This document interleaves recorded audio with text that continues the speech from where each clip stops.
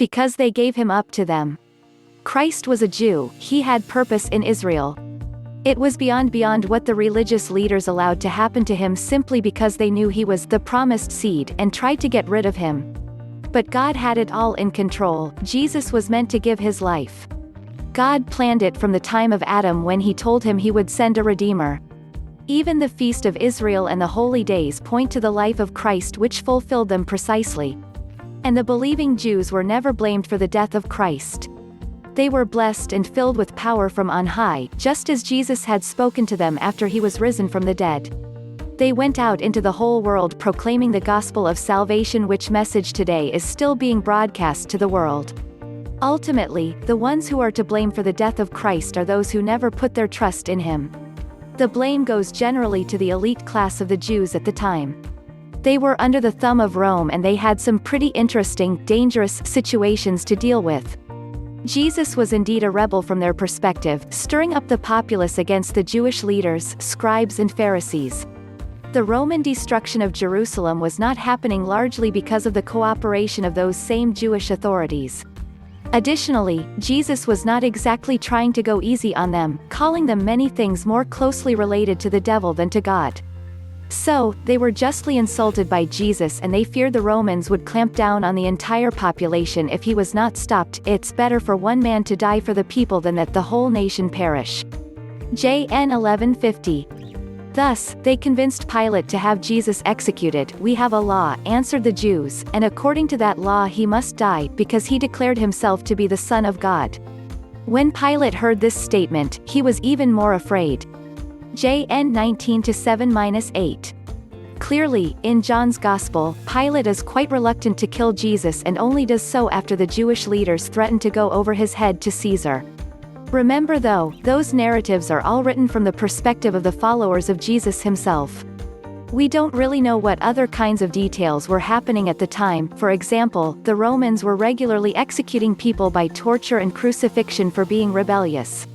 So, in fact, other gospel renditions do not try to relieve the Romans of guilt like John's Gospel does.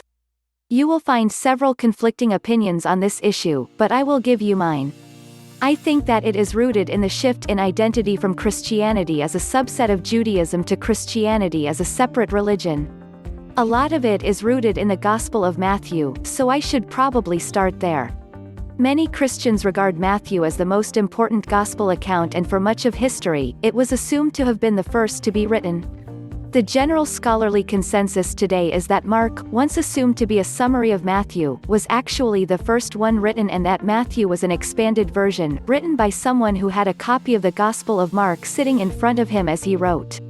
1. This is not altogether surprising, given the notable omissions in what is now regarded as the first written account of Jesus' life. The Gospel of Mark makes no mention of the nativity story, nor does anyone in Mark's account see Jesus resurrected. The final words of Mark's account read, "So they went out and fled from the tomb, for terror and amazement had seized them, and they said nothing to anyone, for they were afraid." 2. So it is not hard to understand why some felt the need for an expanded account.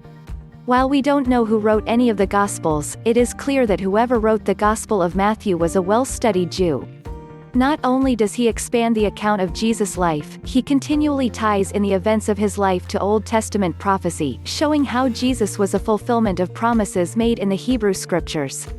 While he was obviously a Christian, he was writing at a point in history at which every Christian was still also considered a Jew, much as every Catholic is also a Christian today, for instance. Indeed, there is evidence of serious disagreement amongst the leaders of the first-century church as to whether non-Jews could ever be Christians. One of the points that the author of Matthew seems intent to make to his readers is that we followers of Jesus, that is, are the ones who are responsible for the crucifixion of Jesus, and that we ought not to try to put blame on anyone else. Jesus died for the sins of the faithful, so it was the faithful who killed him by needing salvation. And to Matthew, that first-person plural, we the faithful, is essentially synonymous with Jews, as all Christians were Jews. So Matthew makes it clear that it was Jews like him for whom Jesus bled. When he writes, in chapter 27, verse 25, "Then the people as a whole answered, His blood be on us and on our children." 3. He was speaking directly to the reader, saying, "You are the one who killed him. You bear the blame for his suffering. Don't think for a moment that you are yourself blameless." The problem is that before very long, Christians stopped thinking of themselves as Jews. Once Christianity shed its Jewish identity, it became quite easy for people to use the words of Matthew in a manner exactly opposite to how they were intended.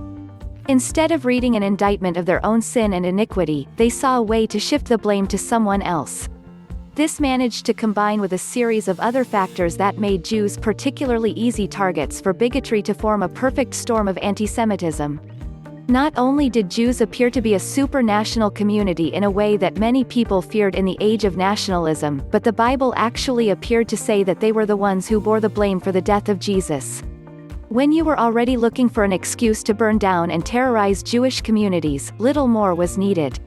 So in summary, by blaming the Jews for the death of Jesus, Christians exemplify the exact opposite of what the very gospel that they tend to quote actually aimed to inspire.